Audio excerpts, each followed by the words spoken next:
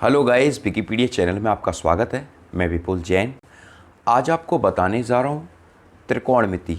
आपने पहले नाम इसका सुना होगा। त्रिकोणमिति क्या होती है? हमने पिछली वीडियो में निर्देशांक ज्यामिति के बारे में बात की थी। आज हम आपको बताएंगे त्रिकोणमिति के बारे में। तो देखते रहिए विकिपीडिया चैनल।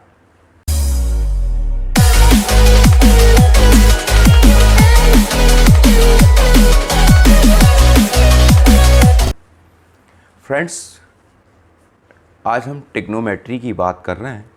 त्रिकोणमिति क्या है? ठीक, तो त्रिकोणमिति त्रिभुज त्रिकोण और मिति यानी ट्रिग्नोमेट्री से इंग्लिश में बोलते हैं, अंग्रेजी में बोलते हैं। त्रिकोणमिति क्या होती है? त्रिकोणमिति होती है दोस्तों तीन कोणों पर आधारित एक ऐसी आकृति जो तीन कोणों पर और तीन भुजाओं पर आधारित है, उसे हम त्रिकोणमिति कहते हैं। ठीक, इसमें 6 कोण होते हैं, यानी तीन कोण। वैसे तो त्रिकोणमिति में 3 कोण होते हैं, लेकिन 3 कोण इसके अपोजिट होते हैं, तो ऐसे 6 कोण बन जाते हैं।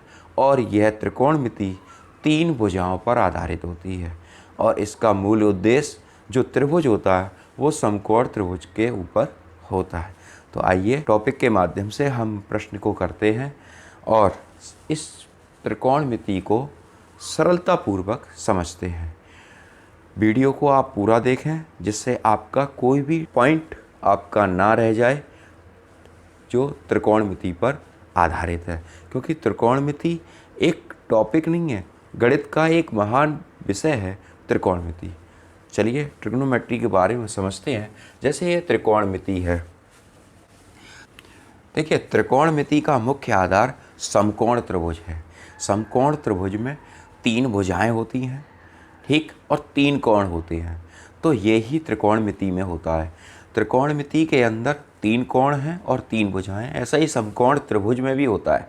ठीक है, त्रिभुज के अंदर तो 3 कोण होते ही होते हैं, लेकिन यहाँ पर बस अंतर ये होता है, यहाँ पर जो भुजाएं हैं ये आपकी कर्ण होती है, जिसे अंग्रेजी में हम हाइपोटेनियस कहते हैं। ये आपका आधार है जिसे बेस कहते हैं, और ये आपका लंब है जिसे हम परपेंडिकुलर के नाम से जानते हैं।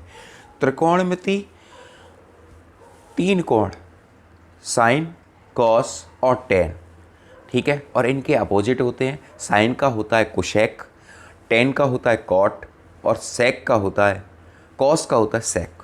ठीक है, इस तरीके से ये 6 कोण इस 3 भुजाओं पर आधारित होते हैं। तो इनको ज़रा आप अच्छे से, मैं यहाँ पर नोट कर रहा हूँ, आप इसको नोट करिए। देखिए यहाँ पर, देखिए सबसे पहले साइन होता है, ठीक है, यहाँ पर ये 90 डिग्री है एंगल, ठीक है। यहाँ पर कोई कोण मान लेते हैं थीटा, तो ये बन जाता है आपका टेन थीटा साइन थीटा बराबर लंब बट्टे कर्ण। ठीक है, फिर इसके बाद दूसरा कोण आता है कॉस थीटा। कॉस थीटा होता है आधार बट्टे कर्ण।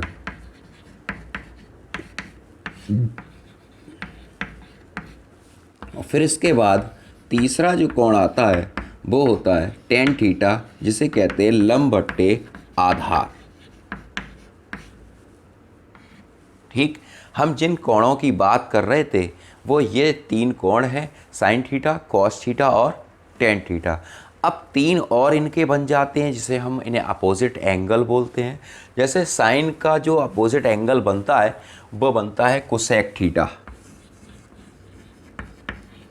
कोसेक थीटा, इसका जस्ट आप उल्टा कर दो, कर्ण बट्टे लंब। ठीक है, और फिर उसके बाद कॉस का होता है अपोजिट सेक थीटा, इसका अपोजिट कर दो कर्ण बट्टे आधार। और फिर इसके बाद टेन का अपोजिट होता है कॉट थीटा।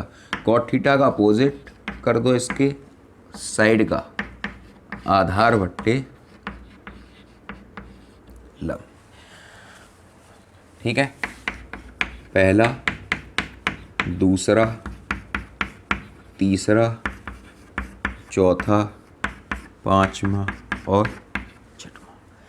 फ्रेंड्स ये देखिए 6 एंगल्स हैं, ठीक। त्रिकोणमिति जो नाम पड़ा है ट्राइगोनोमेट्री, यानी 3 कोण है, साइन कॉस टेन, ये 3 इनके अपोजिट एंगल हैं, ठीक है। अब इसको याद कैसे किया जाए? पूरी त्रिकोणमिति जो आधारित है इन्हीं के ऊपर है। त्रिकोणमिति बहुत बड़ा बहुत एक एक तरह से आप इसको मान सकते हैं, एक तरह से एक अध्याय है मैथमेटिक्स के अंदर। त्रिकोणमिति एक अध्याय है जिसको आज हम पढ़ रहे हैं बिल्कुल सरलतापूर्वक, धीरे धीरे, ठीक है। वीडियो को पूरा देखें जिससे आपका कोई भी टॉपिक निकल ना जाए, ठीक। अब इसको हम याद कैसे करेंगे? तो इसका एक सरल तरीका है जो मैं आपको बता दे रहा हूँ, ठीक है। ये कहते हैं लाल बट्टे कक्का। अब यहाँ देखिए लाल बट्टे कक्का कैसे है? साइन का होता है लंब बट्टे कर्ण L/K, कॉस का होता है आधार बट्टे कर्ण, ठीक है, और टेन का होता है लंब बट्टे आधार। ये तो ऊपर वाली बात हो गई, ठीक है। अब यही चीज़ नीचे से देखेंगे। कोसेक थीटा होता है कर्ण बट्टे लंब, सेक थीटा होता है कर्ण बट्टे आधार, और कॉट थीटा होता है आधार बट्टे लंब। आपको ये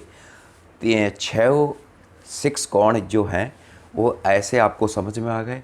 और क्लास 6, 7, 8 में हम पहले पढ़ चुके हैं एक पाइथागोरस थ्योरम, उसका भी प्रयोग बार बार होगा जब भी समकोण त्रिभुज आएगा। जब हमें 2 भुजाएं ज्ञात हो और तीसरी भुजा ज्ञात करनी हो तो हम पाइथागोरस प्रमेय का प्रयोग करते हैं। तो पाइथागोरस प्रमेय हम आपको बता दें, आप पहले भी जानते हो पाइथागोरस प्रमेय के बारे में। पाइथागोरस प्रमेय क्या होती है? ठीक, पाइथागोरस प्रमेय होती है पाइथागोरस प्रमेय, ठीक है। इसका भी आपको मालूम होना चाहिए। पाइथागोरस प्रमेय जो होती है वो होती है कर्ण का वर्ग बराबर लंब का वर्ग धन आधार का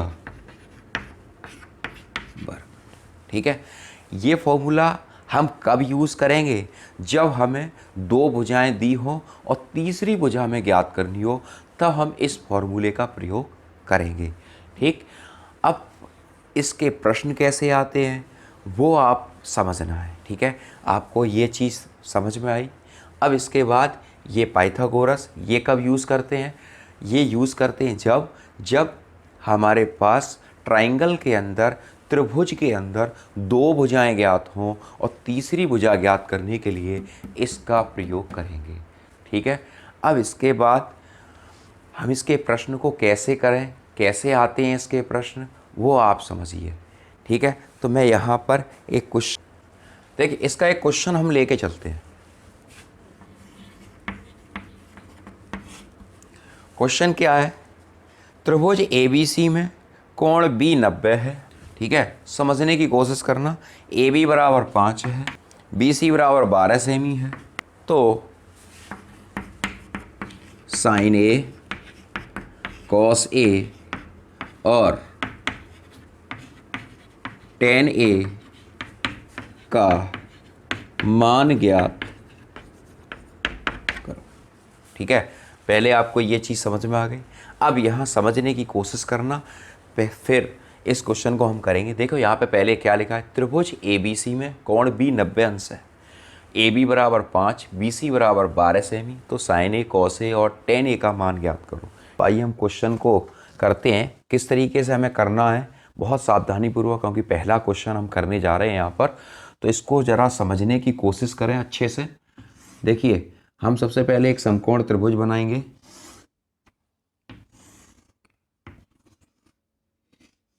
ठीक है। ये हमने समकोण त्रिभुज बना दिया। यहाँ पर सबसे पहले कोण B बराबर 90 अंश लिखा है, तो यहाँ पर हम ये 90 अंश बन गया हमारा, ठीक है। अब बात रह गई, अब हमें क्या चाहिए? साइन A की वैल्यू चाहिए, तो A हम ऊपर नहीं रखेंगे, ठीक, हम नीचे रखेंगे, ठीक। अगर हमने क्यों नहीं रखा ऊपर, इसका भी हम एक रीज़न बताएंगे आपको, ठीक। A, B और C।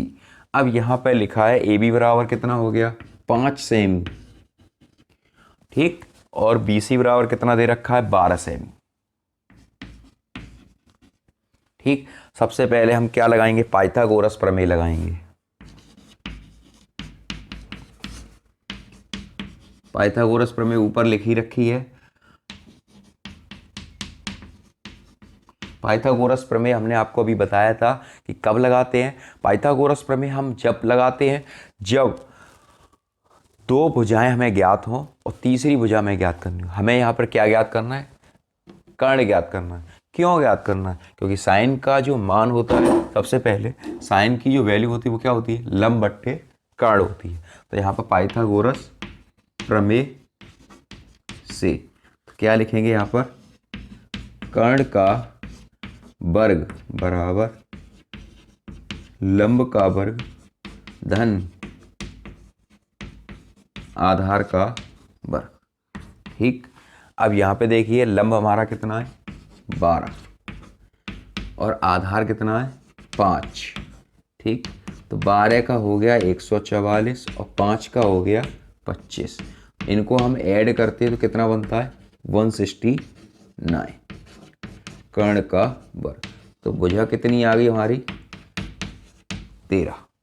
ठीक है, 13 क्या है सेंटीमीटर, यानी ये इकाई आ गई हमारी 13 सेंटीमीटर।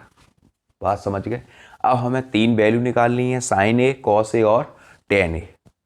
तो साइन ए का मान सबसे पहले हमारा कितना था, साइन ए होता है लंब बट्टे कर्ण। तो यहाँ पर हम सबसे पहले लिखेंगे लंब बट्टे कर्ण। ठीक है, या आप भुजा के नाम भी डाल सकते हो, जैसे लंब हमारा BC है तो यहाँ लिखेंगे BC और कर्ण हमारा AC है तो BC बट्टे AC। तो यहाँ पर लंब बट्टे कर्ण यानी 12 बट्टे 13, ये साइन A की वैल्यू हो गई। बात समझ में आई आपको। इसके बाद नेक्स्ट है हमारा angle cos A। Cos A होता है आधार बट्टे कर्ण। ठीक है, तो आधार हमारा कितना है 5 बट्टे 13। अब इसके बाद लास्ट एंगल हमारा क्या रह गया tan A। अब tan A हमारा क्या होता है लंब बट्टे आधार।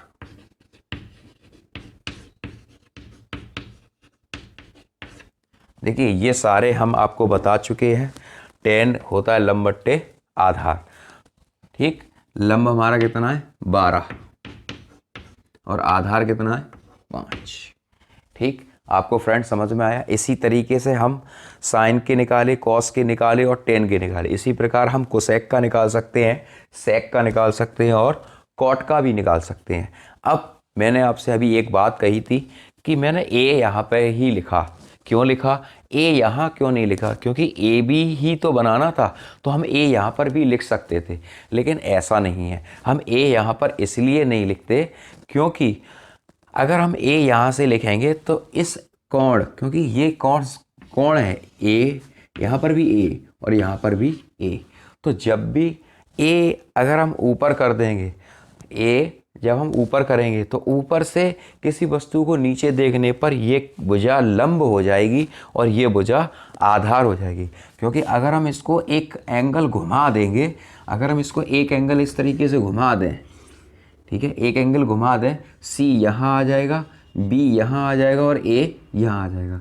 तो देखो ज़रा, जब हम एक एंगल इसको रोटेट करते हैं, इस तरीके से घुमाते हैं, मतलब इस तरीके से अगर हम इसको घुमा दें, ऊपर कर दें, यानी ये ए ऊपर चला जाए और सी नीचे आ जाए, तो ये जो भुजा है ए बी वो क्या हो जाएगी, वो लंब हो जाएगी। और बी सी भुजा क्या है, जो लंब है वो क्या हो जाएगा, आधार हो जाएगी। बात आपको समझ में आ गई। इसीलिए मैंने यहाँ पर ए लिखा है, क्योंकि अगर हम ऊपर कर देते तो सारा काम उलट पुलट हो जाता। एक्सरसाइज में आपके क्वेश्चन आएंगे, मैं आपको बताऊंगा।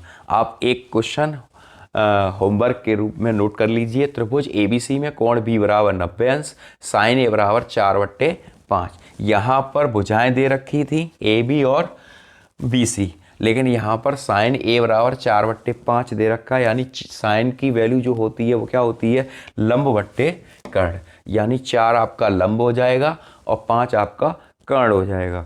तो आपको आधार निकाल कर फिर आपको शेष सभी त्रिकोणमितीय अनुपात ज्ञात करने हैं। ठीक है, इसकी अगर आपकी क्वेश्चन आप जवाब कर लो तो कमेंट बॉक्स में आप कमेंट करें आंसर को। अगर आपकी फिर भी कोई प्रॉब्लम रह जाती है तो विकिपीडिया चैनल के माध्यम से हम आपकी प्रॉब्लम को करने की कोशिश करेंगे, सॉल्व करने की कोशिश करेंगे। देखते रहिए विकिपीडिया चैनल। जय जिनेंद्र, जय हिंद, जय भारत।